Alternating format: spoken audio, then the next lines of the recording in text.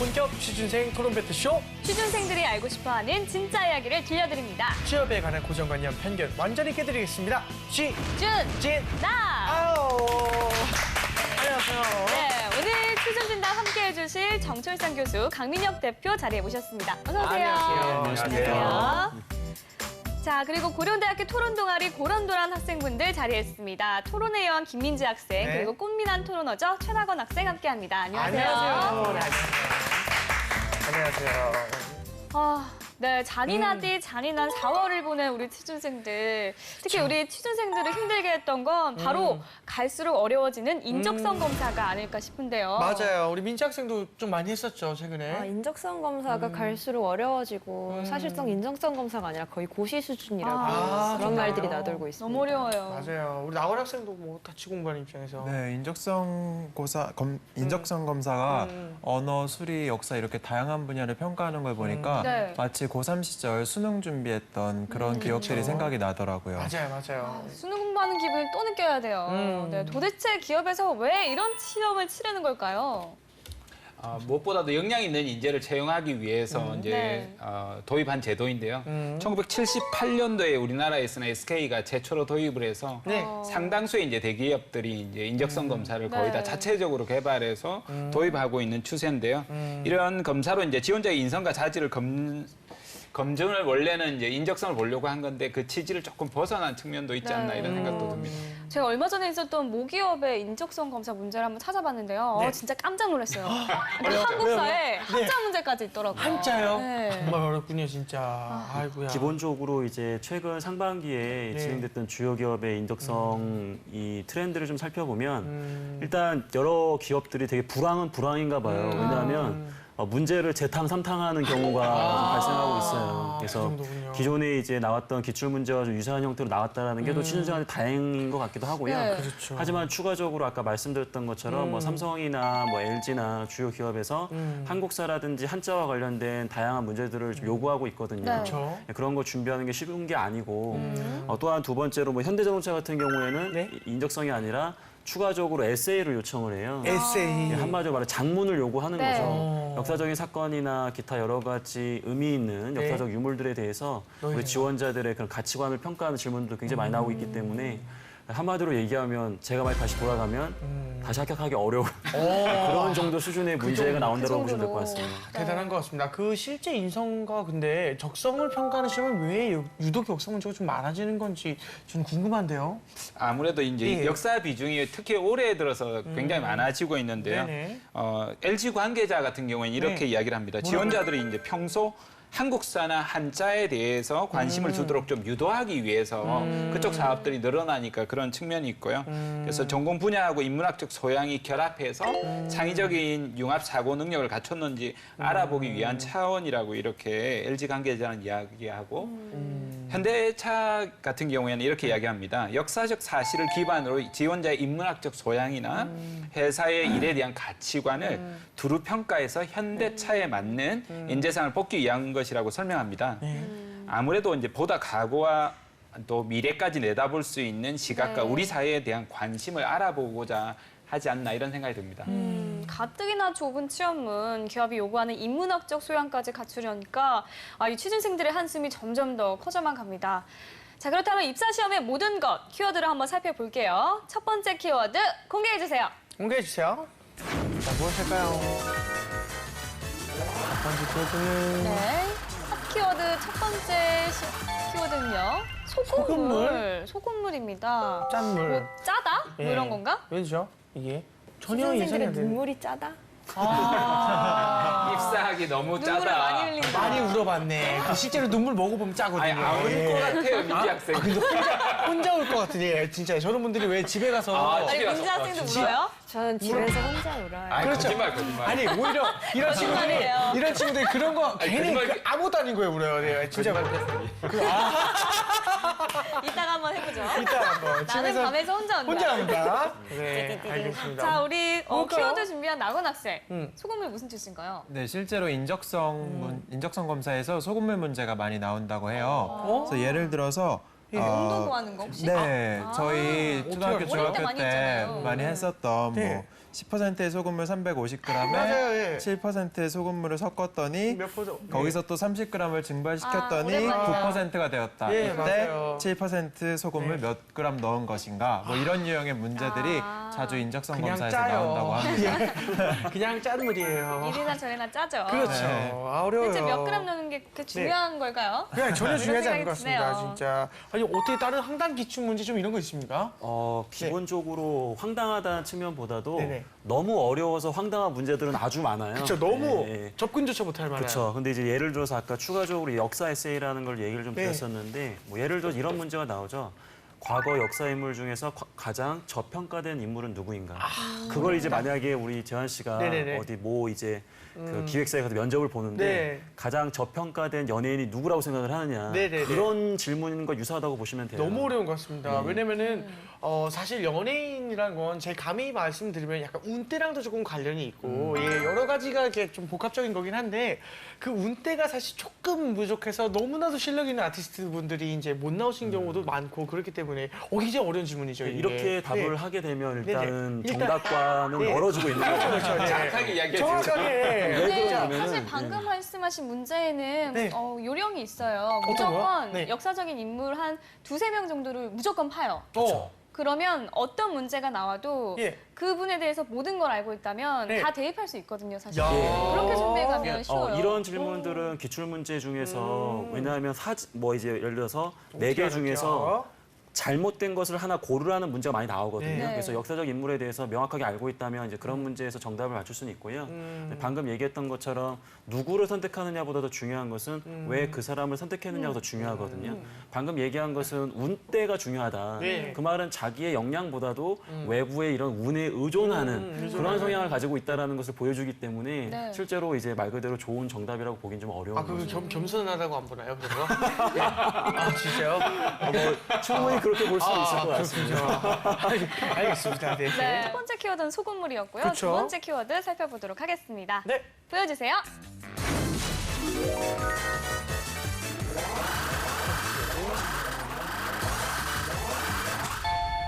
여자친구. 오늘부터 우리는 이거요? 이건가요?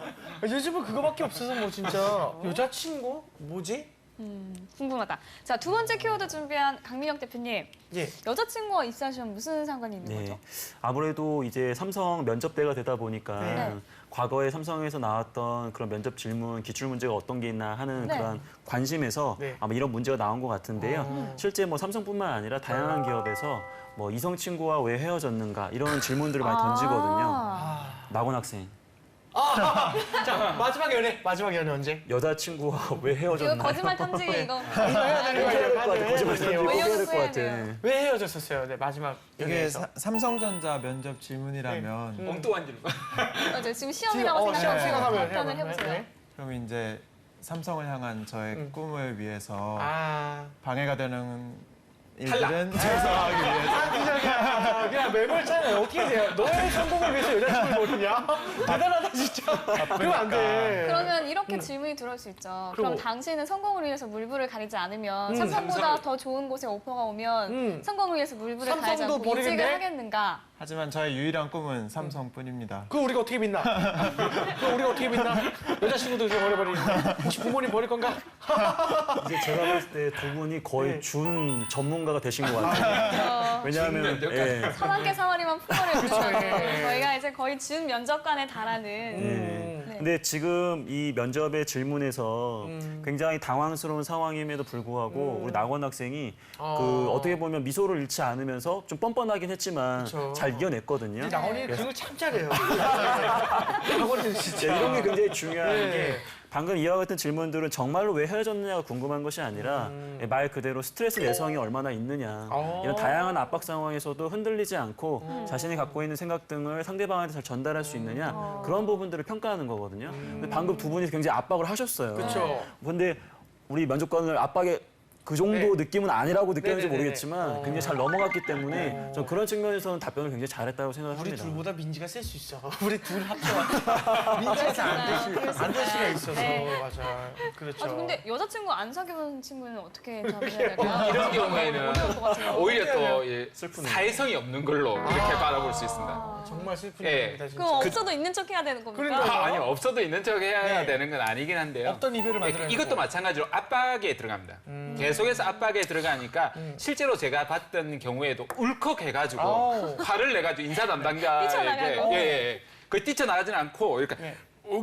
표정이 이래가지고 예. 인사 담당자 그 내담자 진행하기가 면접을 진행하기가 그쵸, 너무 저 버거웠다 어렵죠. 네. 이렇게까지 진짜 이야기합니다. 이런 감정을 건드리는 질문들이기 때문에 네네. 그 이제 친구들의 인성이나 그런 거 이거 바로 드러나는 질문들이 아닐까 싶네요, 좀. 근데 이런 질문이 들어와도 아까 우리 나간 학생처럼 웃음을 평정심을 잃지 잃지 않고. 않고 그쵸. 좀 뻔뻔할 수 있는 용기가 그쵸, 필요한 그쵸. 것 같습니다. 네. 자, 그럼 마지막 키워드 한번 살펴볼게요. 네. 보여주세요. 자, 마지막 단어.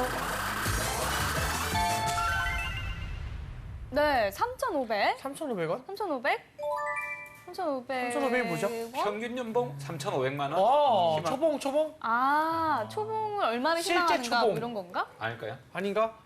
3,500까지 유형. 오. 어떤 유형이요? 그 문제, 시험. 인적선이나 시험. 인적선 3,500? 500까지만 3,500 문화. 하면 무조건 네. 무조건 이긴다. 얼마나 줄일 것 같아요. 그러세요. 좋을 것 같아요. 유형이 저도. 3,500까지. 3,500까지는 너무 많네, 진짜. 네, 자 마지막 키워드 네. 준비한 민지 학생 3,500 무슨 뜻인가요? 네, 3,500은 바로 자기소개서 항목의 글자 수를 의미합니다. 네, 3,500자라는 의미예요. 다 합쳐서. 사실 실제적으로 SK텔레콤 같은 경우에는 자기 자신의 과거 경험을 묻는 항목, 즉 목표 달성이나 독창적 문제 해결 경험 등에 요구하는 글자 수가 3,500자로 가장 많다고 합니다. 아, 저 써봤잖아요. 어땠어요? 네. 많아요. 의심은 잘하셨을 것 같아요. 네, 되게 잘했을 것 같아요. 근데 자기소개서에 글자 수를 정해놓은 이유, 그게 궁금합니다. 그러게요. 일단 기본적으로는 회사에서도 문제를 내면서 이 문제를 통해서 어떤 부분을 평가하겠다고 미리 가이드를 잡거든요. 네. 근데 그러한 걸 평가하기 위해서는 평가자 입장에서도 일정 부분 수준의 이상의 글자 수를 좀 할애해줘야 평가가 좀 수월한 측면도 있고요. 그리고 기본적으로 이런 제한을 하지 않게 되면 말 그대로 어떤 친구들은 굉장히 100자로 써버리고 어떤 친구들은 또 2000자로 써버리다 보면 채용의 형평성에 또 문제가 발생할 때가 있어요. 네. 네. 그러다 보니까 아무래도 이런 글자 수를 좀 정해놓는 것 같습니다. 아, 네, 그렇군요. 알겠습니다. 네, 지금까지 3가지 핫 키워드 살펴봤고요. 네. 지금부터는 뜨거운 화제를 몰고 왔죠. 토론 배틀 본격적으로 시작해보도록 하겠습니다. 네, 오로지 취준생의 취준생에 의한 취준생을 위한 취준진담. 오늘의 주제 공개합니다.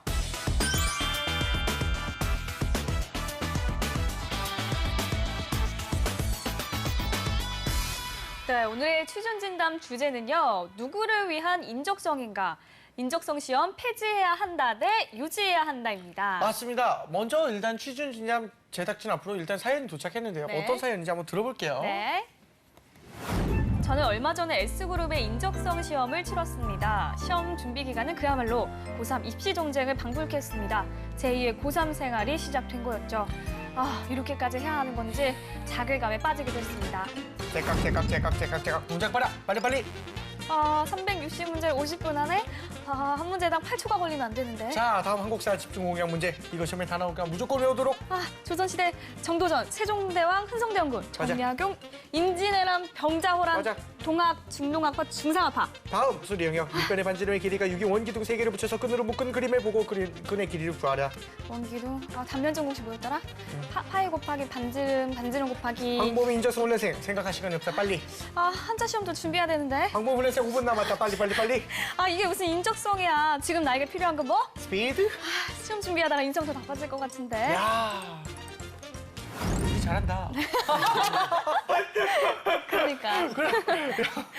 네, 제2의 고3 생활을 시작한 취준생. 여기 학생 두 분은 정말 남님 같지 않을 것 같아요. 맞아요. 그렇죠? 민지 학생부터 한번 진짜 보고 어떤 느낌이었어요? 네, 정말 황보미 네. 아나운서님 말씀하시는 거 보고 정말 시험 문제를 풀던 제 자신의 모습 아. 같아서 정말 마음이 이건 아팠어요. 진심이잖아요, 이거는. 네, 그렇죠? 초시계 앞에 두고 한 초 한 초 세가면서 문제를 풀거든요. 그런 점이 있어서 정말 공감이 가는 꽁트였던 것 같습니다. 맞아요. 정철사 교수님, 네. 보통 인적성 시험 준비하려면 얼마 정도를 준비해야 되는 건가요? 취준생들을 대상으로 285명 대상으로 인크루트에서 조사한 바에 따르면요. 인적성 준비 기간이 1개월에서 3개월인 학생들이 대부분 80.7%였습니다. 네. 또 많은 친구들이 이제 그 다음이 4개월에서 6개월 11.2%였고 1년 이상 준비한다는 학생도 4.9%였는데요. 실제로도 이게 한두 달에는 상당히 좀 어려운 측면이 있습니다. 학생들이 제일 수리 영역을 어려워하는데요. 공간 영역 같은 경우는 아예 준비를 해도 불가능하다라는 말이 나올 정도로도 맞아요. 상당 기간이 소요가 되어서 취업 준비생들이 인적성 검사 준비하느라고 스트레스가 많습니다. 네, 정말 이렇게 인적성 시험 준비하기도 참 만만치가 않은데요. 그러면 본격적으로 논제에 대한 토론을 시작해 보도록 하겠습니다. 자, 먼저 인적성 시험 폐지팀 1분 발언 시작해 주시죠. 인정성 폐지 찬성팀 1분 발언 먼저 시작하도록 하겠습니다. 저는 크게 두 가지 입장에서 나누어 1분 발언을 해보고자 합니다. 첫 번째로 취준생 입장에서, 두 번째로 기업 입장에서. 먼저 취준생 입장에서 말씀을 드리겠습니다. 업무와 관련성이 없는 지식을 입사 조건으로 요구하는 일은 우리 제도를 꿰뚫는 원칙인 적합성 원칙에 어긋나는 바입니다. 적합성 원칙이란 어떤 것이냐면요. 목적에 적합한 수단을 이용하라는 원칙입니다. 그러나 인적성 검사는 그런 적합하지가 않죠. 따라서 업무 적합한 사람을 뽑는 것이 목적인 기업 선발 과정에서 인적성 평가를 도입한다는 것은 실제적인 평가 목적에 부합하지 않으므로 적합하지 않다고 생각합니다. 네. 두 번째로 기업 입장에서 말씀드리겠습니다. 인적성 검사 같은 부차적인 것에 집착하다가 기업에게 실제로 도움이 될 창의적인 인재상을 놓칠 우려가 있습니다. 실제로 암기력, 인적성 검사에서 요구되는 암기력과 인재 사이에는 상관관계가 없습니다. 그러므로 이것을 뛰어넘어서 뭔가 좀 더 적합한 수단을 요구하는 바입니다. 네, 잘 들었습니다. 자, 이번엔 반대팀 1분 발언 시작해 주시죠. 네, 반대팀 1분 발언 시작하겠습니다. 인적성 검사는 처음에는 참고용으로만 쓰이다가 최근 들어 비중이 상당히 커졌다고 합니다. 그간의 시행 결과를 통해 기업들이 인적성 검사 점수와 직무 능력 간의 상관관계를 신뢰하게 되었다는 겁니다. 인적성 검사는 여러 가지 장점이 있기 때문에 폐지해서는 안 됩니다. 첫 번째로 인적성 검사를 통해서 다방면의 기본적인 소양을 갖춘 인재를 선발할 수가 있습니다. 소양과 인격을 갖춘 현대 사회가 추구하는 인재는 단순히 학점이나 스펙 같은 그런 외부적인 요소로만으로는 평가할 수 없습니다. 둘째로 인적성 검사를 통해 기업은 기업에 최적화된 인재를 선발할 수 있습니다.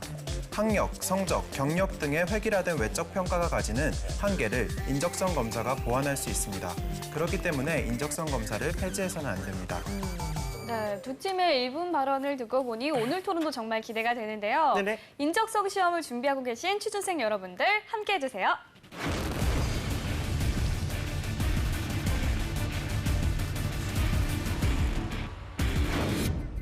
네, 민지 학생, 남한 학생 준비됐죠? 자, 먼저 민지 학생부터 시작해 주시죠. 네, 저는 아까 처음에 말씀드렸듯이 과연 이 인적성 검사가 목적 적합한 수단인지를 지적을 드리고 싶습니다. 인적성 검사, 그러니까 최낙원 토론자께서 기조 발언에서 말씀해 주셨듯이 인적성 검사는 기업에 최적화된 인재를 선발 가능하다고 하셨습니다. 그러나 그것이 과연 맞는 말인가요? 기업과 전혀, 업무 능력과도 전혀 상관없는, 업무 내용과도 상관없는 것들을 무작정 암기식으로 시험에 출제를 하면서 기업에 최적화된 능력을 선발할 수 있다. 이것은 약간 어불성설로 보입니다. 네, 그럼 저는 김민지 학생께 여쭤보고 싶은데 인적성 검사가 적합한 수단이냐고 지금 질문을 해주셨어요. 그러면은 과연 어떤 게 적합한 수단일지 저는 역으로 질문을 드리고 싶습니다. 인적성 검사가 아니라 학점이 혹은 학벌이 아니면 토익 점수가 과연 적합한 수단인가요? 이 모든 것 모두가 완전히 하나로는 적합한 수단일 수가 없기 때문에 그런 것들도 평가 요소로 하면서 인적성 검사까지 복합적으로 평가를 해야 그 사람에 대한 조금 더 심층적인 이해를 할 수 있다고 생각을 합니다. 네. 추가적으로 업무 능력과 관련이 없다라고 하셨는데 인적성은 인성시험과 적성시험으로 구분이 되거든요. 네. 대다수의 기업에서 인성시험으로 문제를 내는 유형은 실제 해당 기업에서 고성과를 내는 분들이 공통적으로 발휘하는 행동 패턴을 정답으로 가져가는 경우가 굉장히 많아요. 한마디로 얘기해서 그동안 수년간, 수십 년 동안 우리 회사에도 정말로 인재. 역량을 인정받은 네네. 인재들이 이렇게 행동하는 모습을 갖고 정답을 만들어내기 때문에 그와 유사한 행동 패턴을 따라간다는 것은 실제 앞으로도 인재가 될 가능성이 굉장히 높다라고 선택해서 우리가 인적성을 보는 거거든요. 네. 적성시험 같은 경우에도 아까 한자나 뭐 이런 얘기를 많이 드렸었잖아요. 네네. 삼성그룹 같은 경우에는 보고서의 절반 이상은 한자로 작성돼 있어요. 그렇죠. 그만큼 이제 한자 표현을 많이 쓰고 그리고 기타 여러 가지 측면에서 다양한 최신 트렌드를 누구보다 빠르게 또 습득해야 되는 그런 학습력이 요구되는 부분이 굉장히 많은데 그런 부분들을 적성시험 내에서 다양한 영역에서 그런 걸 평가하고 높은 점수를 받은 사람들이 실제로 업무 성과와도 연결되는 그런 연구 결과들은 사실 많이 있거든요. 네. 물론 그 연구 결과는 회사 자체만으로 발표하는 거기 때문에 어느 정도의 신뢰성을 갖느냐에 대한 부분은 저희가 이제 객관성을 좀 보장하기는 쉽지는 않은 건 알아요. 하지만 기업이 그러한 데이터를 갖고 있기 때문에 매년 인적성 테스트를 진행을 하고 있는 거라는 것을 참고하셨으면 좋을 것 같아요. 그렇군요. 이게 특정 분야의 이제 암기력보다도 어떤 면에서 보면 특정 영역의 지능만 검사한다라는 이런 생각이 들어서 좀 제 개인적으로 안타까움이 있더라고요. 네. 저도 이제 취업 준비생 입장에서 이렇게 검사를 진행하다 보면 대답하기가 상당히 어려운 부분도 많이 있고요. 무엇보다도 문항이 굉장히 많은데 그 짧은 시간 이내에 이 모든 것들이 측정이 가능하냐는 거죠. 예를 들어서 이제 삼성그룹 같은 경우에 475문제고요. LG그룹은 330 문항이고, 예, 현대기아차가 150 문항이고, SK 같은 경우에 무려 500문제입니다.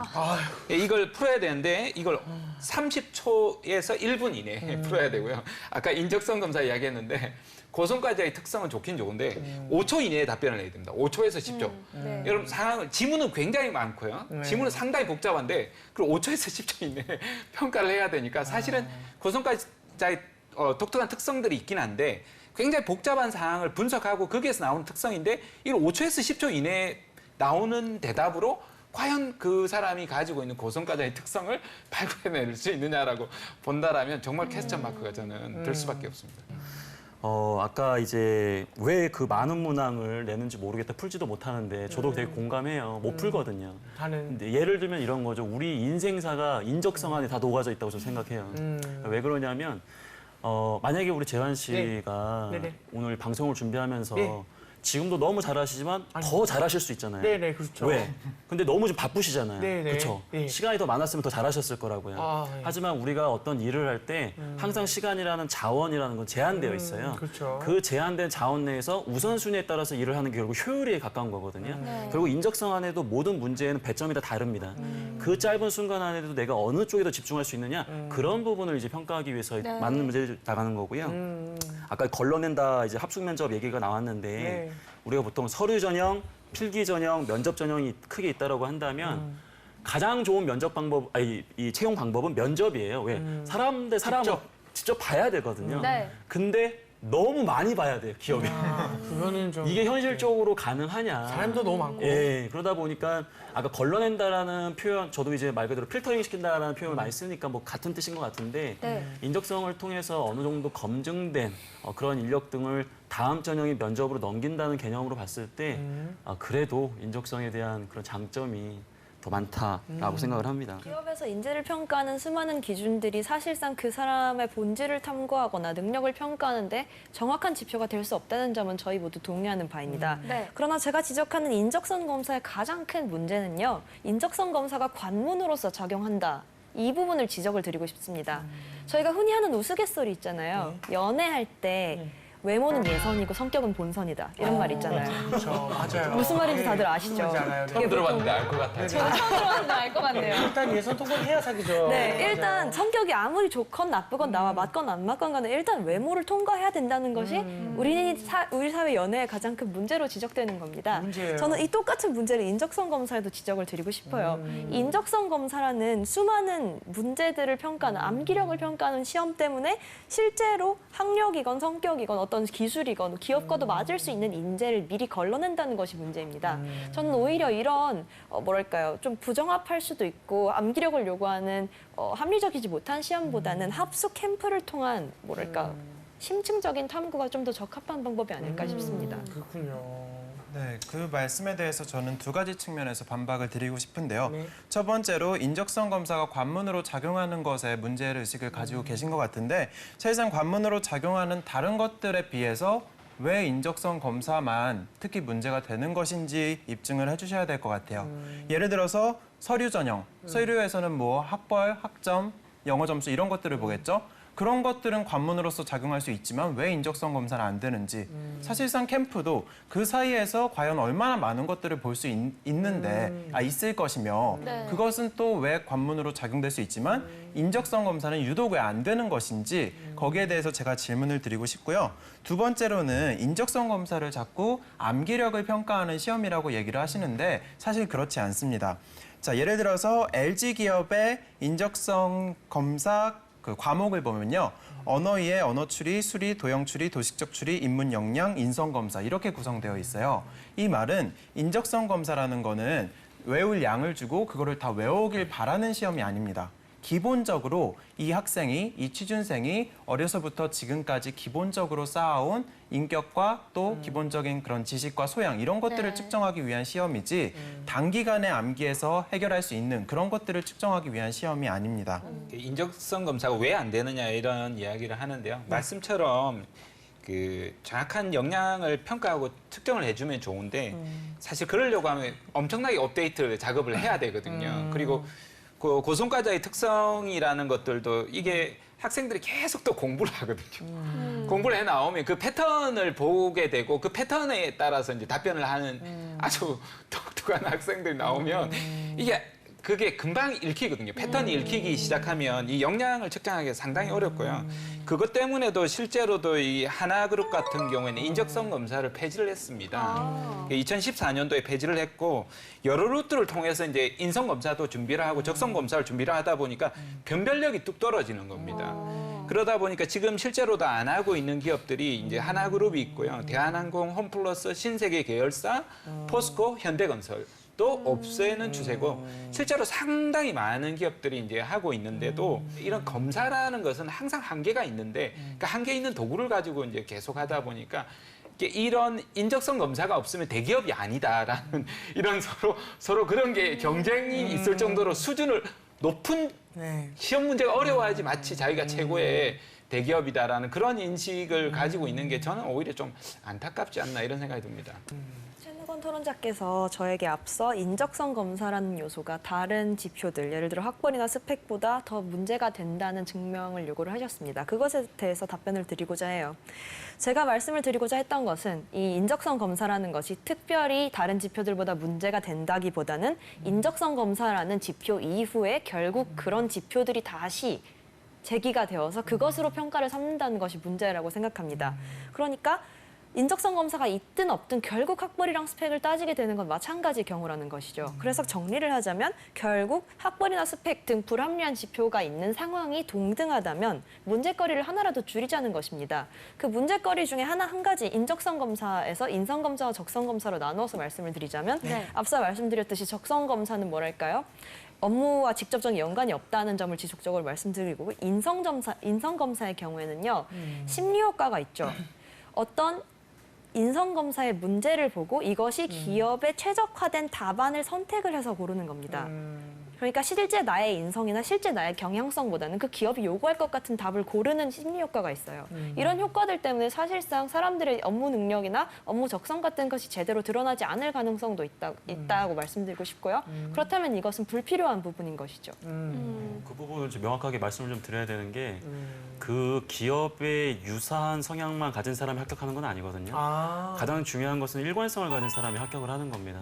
예를 들어서 우리 회사 사람들과 비슷한 성향이 아니라고 하더라도 이 지원자는 일관된 성향을 갖고 있다고 하면 그 사람한테 충분히 다음 전형의 기회를 줘야. 근데 뭐 예를 들어서 우리가 흔히 얘기하는 반사회성, 네. 무책임, 뭐 충동성. 네. 사실 인성이 검사의 유래 자체는 뭐 1차 세계대전 때 그 전쟁 때 말 그대로 내 동료를 네. 말 그대로 스트레스 때문에 내 동료를 죽일까 봐. 쏴 죽이지 않을까. 네. 그런 테스트 차원에서 이게 발달이 된 거였거든요. 인적성 검사가 수단이건 아니건 간에 지금 찬성 측과 반대 측이 모두 업무 성과가 좋은 어떤 기업 내의 경향을 파악하는 것이 필요하다는 것은 모두 인지하고 있는 것 같습니다. 그런데 그렇다면 왜 그 시험의 내용이 업무와 관련이 없는 국사, 한자 이런 것이어야만 할까요? 저는 차라리 현재 인적성 검사를 폐지하고 다른 방식으로 개편하는 것이 어떨까 합니다. 개편? 예를 들면요. 대기업 같은 경우는 사실상 컴퓨터 업무가 그러니까 문서 작성이나 엑셀 그런 거 시트 업무가 주로 되잖아요. 그렇다면 한국사나 한자보다는 차라리 워드 1급 필기시험식의 어떤 실질적인 능력을 평가할 수 있는 방식이 더 낫지 않을까요? 또한 컨설팅 회사라면, 대기업이 아니라 컨설팅 회사라면 뭐랄까 경영학적 지식이라던가 이론 같은 것이 요구가 되겠죠. 그렇다면 국제경영론 필기시험 그런 식으로 좀 더 개편을 해나가는 것이 나을 것이지 지금같이 업무 관련성이 없는 내용을 넣어서는 경향을 파악할 수 있다라는 것일 뿐 그것에 대한 실질적인 근거는 되지 못한다고 생각합니다. 자, 지금 그 반박은 저희가 만약 인적성 검사로 모든 채용 절차를 획일화하자 이렇게 네. 하면은 가능한 반박이겠지만 지금 이미 컴퓨터 자격증, 어떤 자격증 이런 건 이미 서류장에서 다 보고 있고 맞아요. 저희는 거기에 추가로 인적성 검사까지 활용을 해서 지원자에 대한 조금 더 심층적이고 복합적인 이해를 하자는 것입니다.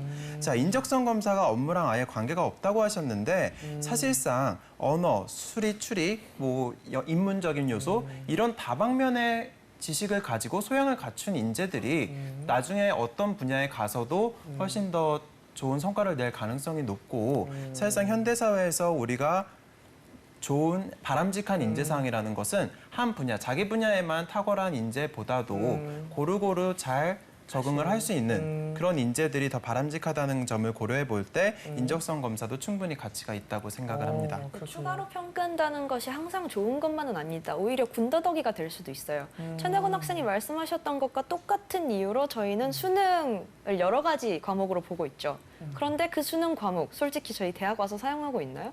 저는 그렇지 않다고 보거든요. 그것과 똑같은 논리를 기업 인적성에도 적용할 수 있지 않을까 합니다. 알겠습니다. 네, 그러면 지금부터는 토론으로는 절대 알아낼 수 없는 진실을 한번 들어보도록 하겠습니다. 자, 양쪽에서 벌써 고개를 절레절레 흔드는데요. 네, 그동안 인사 담당자들이 취준생들에게 절대 알려주지 않았던 비밀을 낱낱이 밝혀보겠습니다.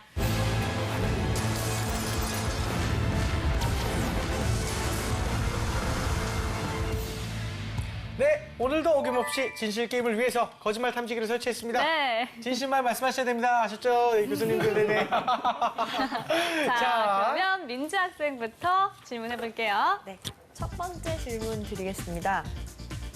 실제로 인적성 시험 점수가 좋은 사람이 일을 잘합니까? 저는 그렇게 생각을 합니다. 과연? 아유, 그렇죠. 너 잘한다. 잘하죠. 그렇죠. 그거 잘할 것 같아요. 네. 뭐라고 서로 되게 두근두근해요. 위안을 이게 인적성을 잘 보는 사람만 일을 잘하는 게 아니라 인적성을 잘 보는 사람이 일도 잘할 수 있다 정도인데 제가 너무 확신을 갖고 얘기하다 보니까 아마도 이게 좀 그쵸. 울린 것 같습니다. 그렇죠, 그렇죠. 그럴 수 있습니다. 제 믿음엔 변함이 없어요. 맞습니다. 인적성은 필요합니다. 자, 이제 우리 나건 학생 한번 이제. 네, 인적성 검사를 폐지하면 더 좋은 인재를 뽑을 수 있을까요? 지금 현재 적용할 수 있는 제도 보완책이 있습니까? 많은 기업들이. 있다 없다.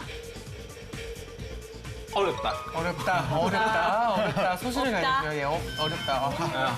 아직은 네, 솔직한 답변 주셨습니다. 왜 그런지 그래서 설명. 아무래도 이제 기업에서 더 많은 비용을 내야 돼요. 인적성 검사 비용도 많지만 실제로 인사 담당자 그걸 검증할 수 있는 인재들 더 많이 채용해서 해야 되는데 그러지 않으려고 하는 그렇죠. 정답입니다. 부분들 때문에 아마 어렵지 않나 이런 생각이 더 듭니다. 신경을 많이 모든 게 써야 되죠. 비용 문제인데 사실 이 제대로 된 인재를 뽑는 것이 장기적으로 봤을 때 더 큰 비용 그렇죠. 발생을 줄이는 그치. 문제라는 예. 걸 좀 예. 생각을 해줬으면 아유, 좋겠습니다. 좋은 말씀이십니다. 네, 지금까지 인적성 시험에 대한 진짜 속마음까지 들어봤고요. 네. 이제 마지막으로 최후 발언 해보겠습니다. 네, 민지 학생부터 할게요. 네, 최후 발언 시작하겠습니다. 어떤 제도적인 수단을 선택할 때 도움이 될 것 같다로는 그 수단을 정당화시킬 수 없습니다. 실제 목적에 도움이 되는 수단을 실제로 선택해야 우리 제도가 합리적으로 유지가 될 수 있을 것입니다. 저는 인적성 검사를 두 가지로 나누어서 인성 검사는 실제적인 필요가 없으며 사람들의 심리적인 효과가 그 효과를 담보하지 못한다고 말씀을 드리겠고요. 적성 검사의 경우에는 좋지 않은 우리 사회 평가 지표들을 유지시키는 어떤 관문에 불과하다고 말씀드리겠습니다. 취준생 입장에서도 기업 입장에서도 인적성 검사는 폐지되어야 마땅할 옳지 않은 제도입니다. 네, 반대팀 최후 발언 해주시죠. 네, 반대팀 최후 발언 시작하도록 하겠습니다. 찬성 측에서 주장하시는 것은 인적성 검사의 폐지입니다. 폐지를 주장하기 위해서는 두 가지 조건 중 하나를 충족해야 합니다. 첫 번째로는 이 인적성 검사에 완벽한 대안이 있어야 합니다. 하지만 아까 정철상 교수님께서 말씀하신 것처럼 현재 적용 가능한 완벽한 대안은 어렵다고 말씀을 하셨습니다. 두 번째로는 인적성 검사의 장점보다 문제점이 현저히 커서 이 제도의 존재 가치에 의미가 없어야 합니다. 하지만 이 인적성 검사는 기본적인 인성과 분야를 막론한 적성을 평가하기 위한 시험입니다. 이것이 업무와 직접적인 연관이 없다는 이유만으로 가치가 없는 것일까요? 오히려 우리 사회에 꼭 필요한 바람직한 인재상을 뽑는 데 도움이 될 수 있는 제도 아닐까요? 그래서 저희는 인적성 검사를 폐지해서는 안 된다고 생각합니다. 네, 두 팀 모두 수고하셨습니다. 자, 오늘도 이런저런 고민 때문에 시험 준비하느라 책상 앞을 떠나지 못하는 취준생 여러분. 네, 가끔 창문을 활짝 열고 자신의 미래 풍경도 그려보는 여유도 가져보시기 바랍니다. 네, 지금까지 취준진담 함께했습니다. 오늘 자리해주셔서 감사합니다. 감사합니다.